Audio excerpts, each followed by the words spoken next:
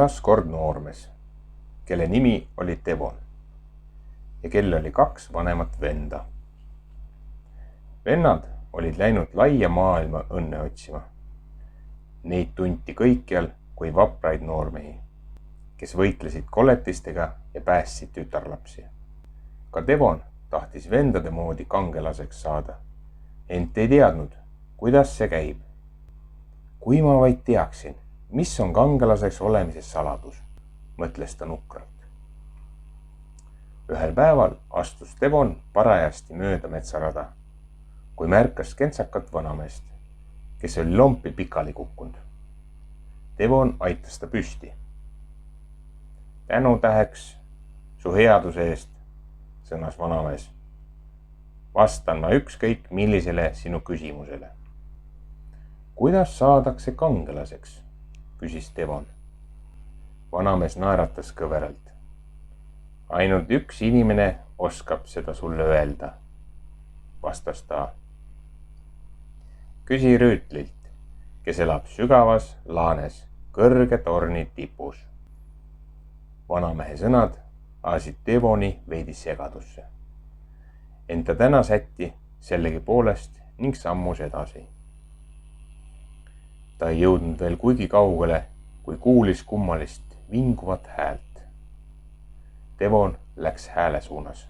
See paistis tulevat lähedal asuvalt lagendikult. Kui Devon lagendikule jõudis, nägi ta seal hunti, kes vingus haledasti. Devon kavatses juba ära joosta, ent märkas siis, et hundil oli okas käpas. Kui ma teda aitan, võib ta mind äkki hammustada, mõtles Devon. Ent võttis julguse kokku ja tõmbas ikkagi okka hundi käpast välja. Tänan, võõras, ütles hunt vaiksel häälel. Kas ma saan sind kuidagi aidata? Ma otsin rüütlit, sõnas Devon. Näitan sulle teed, lubas hunt. Devon sammus hundi kannul sügavale metsa. Kaugemale ma ei tule, lausus hunt viimaks ning kadus puude vahele. Devon astus üha edasi, kuni kuulis järgmist heli. Seekord kostis valju oigamist ja urinat. Oksarägust läbi rühkinud nägi Devon suurt pruun karu, kelle käpp oli jäänud langenud puu alla. Kui ma karu aitan, võib ta mind vabadusse pääsenuna rünnata, mõtles Devon. Hirmust hoolimata aitas ta karul käppa puu alt välja tõmmata. Ründamise asemel küsis karu. Mida ma saan sinu heaks teha? Devon rääkis talle rüütlitornist. Kannan sind torni juurde, lubas karu. Roni mu turjale. Devon tegi nagu kästud. Karu jooksis läbi metsa, kuni jõudis tornini, mis küündis puuladvust kõrgemale, nii et selle tippu polnud pilvede vahelt nähagi. Sel ajal, kui Devon ümber torni käis ja seda igast kandist uuris, jooksis karu metsa tagasi. Devon avastas, et tornil polnud ei uksi ega aknaid. Sisse pääseda ei olnud võimalik. Nüüd kuulis Devon vaikset, kõmisevat möörgamist. Hääle suunas liikudes leidis Devon suure rohelise lohe.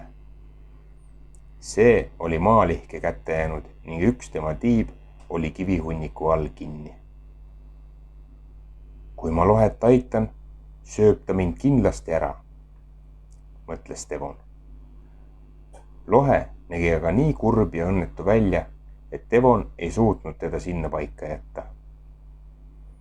Ta ladus kivihunniku lohe tiivalt maa ning lohe oli jälle vaba. Kui lohe tagajalgadel tõusis ja tiibadega vehkima hakkas, kartis Devon, et lohe sülgab tema poole tuld. Lohe aga küsis, kuidas ma saan sind tänada? Devon rääkis talle rüütlitornist. Roni mu kukile, ütles lohe. Devon kartis küll, aga tegi nii, nagu lohe käskis. Ta hoidis lohe kaelast kinni ja lohe tõusis õhku. Pilvede kohal nägi Devon torni tipus väikest eendit ja ust.